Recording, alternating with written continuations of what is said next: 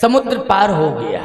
बोलो चुनौतियां बहुत आई, इन चुनौतियों का मुकाबला अंगद नहीं कर सकते थे। कोई भी बानर दल में था ही नहीं जो इन चुनौतियों का मुकाबला कर सके, कोई भी नहीं था। लेकिन केवल एकमात्र हनुमान जी बस सफल हो गए। हनुमान जी जैसे ही लंका में प्रवेश किए तो हनुमान जी को एक लंका की पहरेदारनी लंकनी वो पहरा दे रही थी। अच्छा, रावण ने भी महिलाओं को फ्रंट पर रखा है और उसने महिलाओं को ही इकट्ठा भी किया। देव यक्ष गंधर्व नर किन्नर नाग कुमारी और जीत बदी निज बाहुबल बहु सुंदर वर नार। इन सबको इकट्ठा कर रखा था उसने। भाई लंका में उसकी पत्नी के बारे में सोचा जाए तो परम सुंदरी नारी ललामा, उसकी पत्नी मंदोदरी इतनी सुंदर है कि परम सुंदरी है, सुंदरी नहीं परम सुंदरी नारी ललामा। परंतु इतनी महिलाओं को इकट्ठा करने की क्या जरूरत थी? देव यक्ष गंधर्व नर किन्नर नाग कुमार जीत बरी निज बाहुबल बहु सुंदर वर नार। महिलाओं को इकट्ठा कर रखा उसने। प्यारे, आप जो है हथियार से विजय नहीं पा सकते, आप धन से भी विजय नहीं पा सकते। यदि राम पक्ष की बात कर रहा हूं मैं, छल छद्म वालों की बात नहीं कर रहा हूं, मैं निश्चल और निष्कपट लोगों की बात कर रहा हूं। जो भक्त हैं उनकी बात कर रहा हूं, जो राम भक्त हैं उनकी बात कर रहा हूं, जो धर्म और संस्कृति के प्रति समर्पण का भाव रखते हैं, उन पर विश्वास करते हैं, मैं उनकी बात कर रहा हूं। धन से आप नहीं जीत पाएंगे, शस्त्र से भी आपको विजय नहीं मिलेगी। यदि आप श्री राम पर भरोसा करते हैं, हनुमान पर भरोसा करते हैं, तो चरित्रवान बन जाइए, आपको विजय अवश्य मिल जाएगी, इसमें संशय नहीं। चरित्र के माध्यम से विजय मिल सकती है, कैरेक्टर। और याद रखना, पूरी लंका आश्चर्यचकित हो गई, वहां की महिलाएं आश्चर्यचकित हो गई कि एक ऐसा चरित्रवान राम का दूत, राम का सेवक, ऐसा चरित्रवान पूरी लंका को हिला दिया कि अब राम का कोई कुछ बिगाड़ नहीं सकता है, क्योंकि नमूना आ गया कि इतना एक चरित्रवान राम के पास। इसका मतलब है कि राम ने जो दल का निर्माण किया है वो चरित्रवानों का दल है। बोलो किसका दल है? चरित्रवानों का दल है। और रावण के पास चरित्रहीनों का दल है, इसलिए विजय तो राम की ही होगी, विजय तो राम की ही होगी। क्योंकि रावण के पास एक चरित्रवान था, विभीषण, वो पलायन कर गया। बोलो भाई, एक था उसके पास नमूना, लेकिन वो पलायन कर गया। अगर उसी को रखता, वो बचा के रखता, सुरक्षित रखता, तो याद रखना, निश्चित रूप से मैं गारंटी के साथ कह रहा हूं, विभीषण विजय का मत है। राम और रावण के मध्य में जो विजय श्री वाला मत है वो है विभीषण। अगर रावण के पास रहता तो रावण को विजय मिलती, और राम के पास आ गया तो राम को विजय मिलती। समझ लेना इस बात को, बहुत बड़ी बात कर रहा हूं मैं। आप कहोगे महाराज जी नहीं, हनुमान जी के माध्यम से, और आप अभी कह रहे थे, वो मैं सारी बातें कह रहा हूं, लेकिन मैं आपसे एक बात कहता हूं, पक्ष और विपक्ष, आप और आपका कोई विपक्षी है, दोनों में इलेक्शन चल रहा है, अब सिलेक्शन होना है, तो सिलेक्शन के लिए मत की आवश्यकता है। लेकिन क्या बतावें आपको, इलेक्शन में 3 मत आपको मिले और 3 ही मत आपके विपक्षी को मिल गए। अब बोलो भाई, अब क्या है, बराबरी का मैटर हो गया कि नहीं? एक मत जिसको ज्यादा मिल जाएगा वही जीत जाएगा। तो 3 मत राम को मिल गए, वो 3 ही मत रावण को मिल गए। जब राम रावण के युद्ध की बात आई ना, तो अपनी अपनी शक्ति, अपनी अपनी ताकत लगाई। रावण ने कहा हम अपनी ताकत इकट्ठी करेंगे, राम जी ने कहा हम अपनी ताकत इकट्ठी करेंगे। राम जी ने अपनी ताकत इकट्ठी कर ली तो बहुत ताकत इकट्ठी की, तो 3 ही ताकतें राम जी को मिल पाई।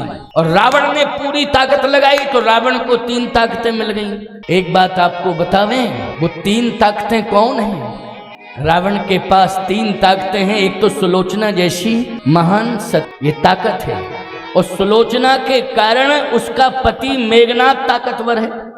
और तीसरी ताकत है संत विभीषण की, क्योंकि भजन का प्रभाव है, भजन की ताकत है।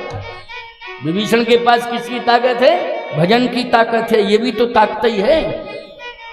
सुलोचना के पास पातिव्य धर्म की ताकत है, और सुलोचना के कारण ही उसके पति मेघनाद के पास ताकत है। 3 ताकतें हैं कि नहीं? और राम जी ने भी कोशिश की तो 3 ताकतें। उर्मिला की ताकत, क्योंकि महान पतिव्रता है। और बोलो, सुलोचना से युद्ध राम नहीं करेंगे, लक्ष्मण नहीं करेंगे, उर्मिला करेगी युद्ध। बोलो भाई, सुलोचना से अगर युद्ध करेगी तो कौन करेगी? जल्दी बोलो।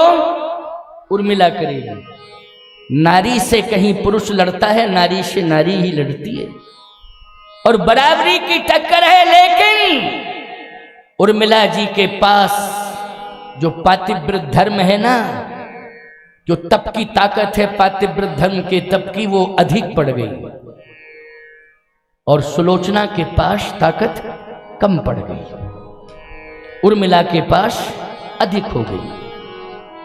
लेकिन दोनों के पास पातिव्य धर्म की ताकत है। राम के पास भी उर्मिला की शक्ति है, और रावण के पास सुलोचना की शक्ति है।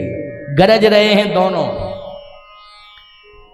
और इधर रावण कहता है कि मेरा बेटा इंद्रजीत है मेघनाद, तो राम जी कहते हैं मेरा बेटा लक्ष्मण इंद्रिय जीत है, इंद्रिय जीत है। मेरे बेटे के पास ताकत कम नहीं है। बोलो भाई, इंद्रियों पर विजय किसने पाई है? लक्ष्मण ने। इसलिए राम भी गरज रहे हैं और रावण भी गरज रहा है, और अपनी अपनी ताकतें इकट्ठी कर रहे हैं। युद्ध होना है ना, युद्ध होना है, अपनी अपनी ताकतें इकट्ठी कर रहे हैं। वास्तव में सत्य है कि अगर इंद्रजीत मेघनाथ है तो इंद्रिय जीत लक्ष्मण है। कहिए तात सो परम विरागी,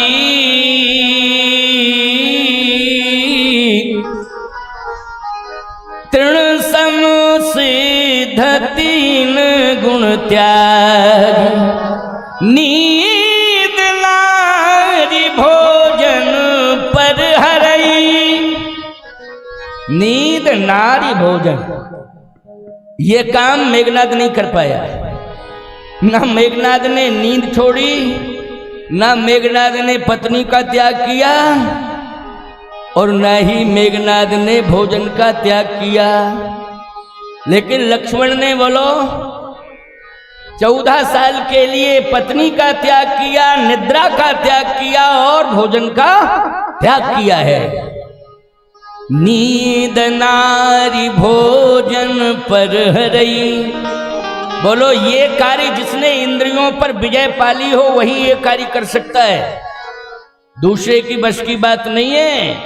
इसलिए लक्ष्मण क्या है? इंद्रिय जीत, और मेघनाद क्या है? इंद्रजीत। तो इंद्रजीत से बड़ी ताकत इंद्रिय जीत में है ना। दूसरी बात क्या है? सुलोचना बैठी बैठी तपस्या कर रही है, और उर्मिला खड़े होकर के तपस्या कर रही है। बोलो, डिफरेंस है कि नहीं?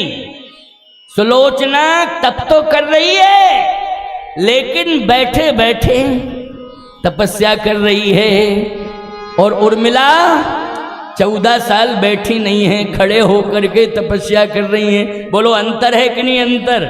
बैठ के तपस्या करना अलग बात है, और खड़े होकर के तपस्या करना अलग बात है, लेकिन प्यारे मत तो मत ही होता है।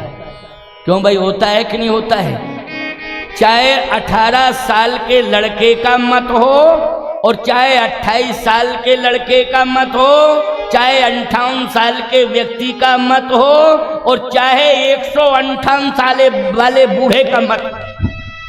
बोलो महत्व तो वही होगा कि नहीं होगा? सही बताओ। अच्छा, बूढ़ा व्यक्ति अगर मतदान करे तो मत का उतनी ही कीमत होगी कि नहीं होगी? एक ही तो मत माना जाएगा, चाहे उम्र कितनी हो, मत मत होता है। इसलिए यहां मत तो 3 ही है, चौथा कोई मत नहीं है। रावण के पास 3 ही मत हैं जिनमें ताकत है। वो सुलोचना का मत है क्योंकि पतिव्रता है, उसके पति का मत है मेघनाथ का क्योंकि वो इंद्रजीत है। और तीसरा मत ये है, उसका भाई जो है छोटा बहुत बड़ा महात्मा है, साधु है। वो क्या कर रहा है?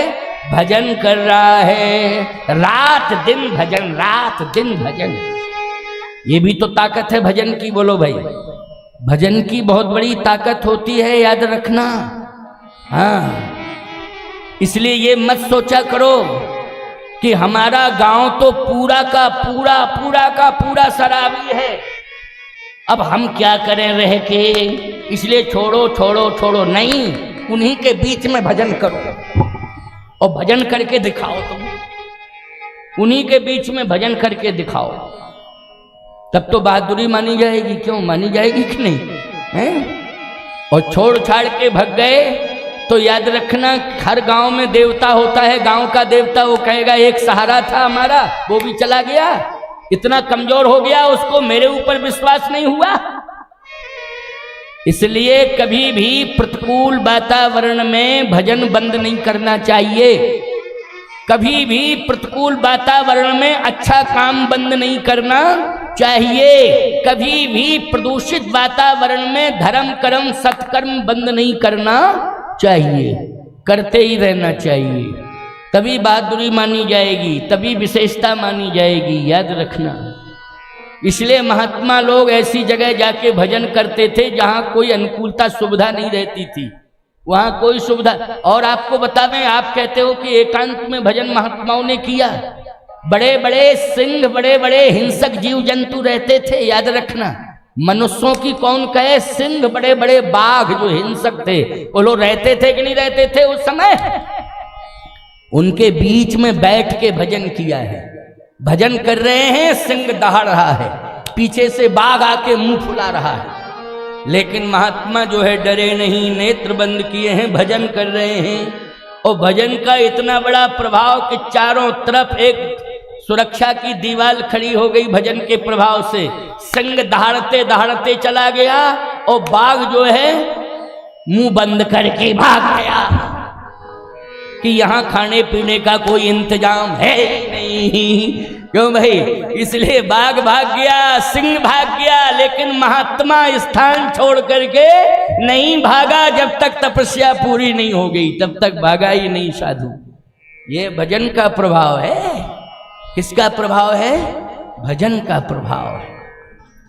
इसलिए मैं कहता हूं कि भजन भजन होता है। और सुनो, सदगृहस्थ साधु थे विभीषण, पत्नी बच्चे सब रहते थे और भजन करते थे। लेकिन तुम पत्नी बच्चों को छोड़ के ही चले जाते हो। अभी ना तो बच्चों की शादी हो पाई है और ना ही घर की कोई व्यवस्था संभल पाई, और ऐसी भक्ति सवार हो गई तुम्हारे ऊपर की बाढ़ में जाए गृहस्थी हम चले, बाढ़ में जावे गृहस्थी हम चले। नाटक क्यों करते हो? जब बंधन में बंधे हो तो निभाओ, बंधन में बंधे हो तो निभाओ, निभाना पड़ेगा तुम्हें। क्या परिवार को भ्रष्ट करना चाहते हो, पतित करना चाहते हो अपने परिवार को? छोटी छोटी उम्र में पत्नियों बच्चों को छोड़ के चले जाओगे? बोलो ईमानदारी के साथ, कहीं अगर कोई अनाचारी की कुदृष्टि पड़ गई तो क्या होगा? तुम्हारा भजन बेकार हो जाएगा, व्यर्थ में का जीवन हो जाएगा तुम्हारा, याद रखो। है? ऐसी बाबागिरी साधुगिरी नहीं कि घर में हुई खटपट तो चल बाबा के मत पर, खटर पटर हुई बोले चलो अब पत्नी कहाँ चली जाएगी, वो तो घर में ही रहेगी। बोलो भाई, हैं? बच्चे कहाँ चले जाएंगे, वो माँ के मोह बंधन में फंसे हुए हैं, घर में ही रहेंगे। लेकिन तुम निकल पड़े, बहुत बड़े बहादुर हो, शेर हो तुमने बड़ी बहादुरी का काम किया है कि निकल पड़े। छोड़ो गृहस्थी है, प्रपंच है, क्या लेना दे। गलत। विभीषण ने भजन किया है, अपनी पत्नी और बच्चों के बीच में रह करके भजन किया है। सुंदरकांड का प्रमाण है, ठीक से पढ़ा करो सुंदरकांड, सुंदरकांड ठीक से पढ़ा करो। ए भवन एक पुनि, भवन एक पुनि दीख सुहावा, हरि मंदिर तह भिन्न बनावा। बोलो भाई, भवन एक अलग से भवन है, उसमें पत्नी बच्चे सब रहते हो, मंदिर अलग से है। बोलो अलग अलग व्यवस्था है कि नहीं? आपका महाराज बाद में तो छोड़ना ही पड़ा। कब छोड़ा? जब सीता जी आ गई लंका में, तब छोड़ा। किसके सहारे छोड़ा है? जगत जनकी जननी जानकी मैया के सहारे अपना परिवार छोड़ दिया है। माँ अब मैं जा रहा हूं, तू संभाल। जब तक जानकी माँ नहीं आई तब तक लंका को विभीषण ने नहीं छोड़ा, और जानकी मैया आई तभी उनके हाथों में सौंप दिया। बोलो सौंप दिया कि नहीं? क्यों? जहां पर जानकी हैं वहीं पर राम जी हैं, जहां पर राम जी हैं वहीं पर जानकी जी। लीला में अलग अलग स्वरूप दिखाई दे रहे हैं, लेकिन गिरा रथ जल बीच सम कहियत भिन्न न भिन्न, बन्नो सीता राम पद जिन्हि परम प्रिय खिन्न। इसलिए सीता राम के सहारे छोड़ दिया। अब आप संभालो। क्यों भाई? अब आप संभालो। जिंदगी की डोर सौंप हाथ दीनानाथ के, महलों में राखे चाहे झोपड़ी में बास दे। जिंदगी की डोर सौंप हाथ दीनानाथ के, महलों में राखे चाहे झोपड़ी में बास दे। धन्यवाद निर्विवाद राम राम कहिए, धन्यवाद निर्विवाद राम राम कहिए। यही विधि राखे राम ताही विधि रहिए, यही विधि राखे राम ताही विधि रहिए। सीताराम सीताराम सीताराम कहिए, सीताराम सीताराम सीताराम कहिए। यही विधि राखे राम ताही विधि रहिए, यही विधि राखे राम ताही विधि रहिए। यही विधि राखे राम ताही विधि रहिए। भगवान के हाथ में सौंपा और पलायन नहीं किया है, श्री राम जी को लेने के लिए गया है। बोलो, राम जी को भागा नहीं है, राम जी को लेने के लिए गया है। गया है कि नहीं गया है? ये इसका अर्थ ये नहीं होगा कि भाग गया। नहीं नहीं, लेने के लिए गया है, प्रभु राम को लेने के लिए गया है, अगवानी करने गया है उनकी। बोलो भाई अगवानी, क्योंकि राक्षस तो करेंगे नहीं अगवानी। कौन करेगा अगवानी? संत करेगा, भगवान की भक्त करेगा। इसलिए मैं लेने जा रहा हूं, भाग नहीं रहा हूं। इसलिए मैं कहना चाहता हूं कि दायित्वों का निर्वाह करो और भजन भी करो। भजन ये नहीं कहता है कि कर्तव्य को भूल जाओ, भजन ये नहीं कहता है कि कर्तव्य को भूल जाओ। भजन तो कर्तव्य बोध कराता है, कर्तव्य करना चाहिए। भजन कर्तव्य का बोध बढ़ाता है, कर्तव्य बोध जिसको कहते हैं। तो मैं कहना ये चाहता हूं कि ताकतें रावण के पास 3 हैं, राम जी के पास 3 हैं, उर्मिला, लक्ष्मण और संतों में हनुमंत। बोलो कौन? हनुमंत, हनुमान जी 3। अब क्या करें, 3 इधर 3 उधर, 3 इधर 3 उधर। पहलवान वोट डाले तो वही असर है, और बीमार रोगी डाले तो वही असर है। मत की कीमत है। क्यों भाई? इसमें पहलवानी की कीमत नहीं है, इसमें तो मत की कीमत है। इसलिए मत 3। अब एक मत जिसे मिल जाए अधिक, बस सफलता है। तो मत किसको मिल गया है? लंका का संत मत राम को मिल गया है। इसलिए राम के पास हो गए 4 मत, 4 वोट, और रावण के पास रह गए 2। तो जीत किसकी हो गई? बोलो भाई। शपथ ग्रहण समारोह बाद में होता रहा, लेकिन जीत तो कन्फर्म हो गई। क्यों भाई? कन्फर्म हो गई। युद्ध के बाद जीत का प्रमाण पत्र मिला है, ये अलग बात है, लेकिन कन्फर्म हो गया कि नहीं कि हमारा बहुमत है, हमारी जीत है। क्या बात है। ये मत, इसलिए इसका नाम सुंदर कांड है। विजयश्री वाला मत राम जी को इसी कांड में मिला है। बोलो भाई, विजयश्री वाला जो मत मिला है वो किस कांड में मिला है? लंका में मिला कि किष्किंधा में मिला है? बोलो। सुंदर में, इसी कांड में, इसलिए इसका नाम हो गया सुंदर का। हमारे राम जी को जिसमें विजय मिल जाए, बोलो सुंदर नहीं है तो क्या है? सुंदर नहीं। बड़े बड़े भीषण कांड हुए हैं इसमें। इसी कांड में आग लगी लंका में, भीषण अग्निकांड।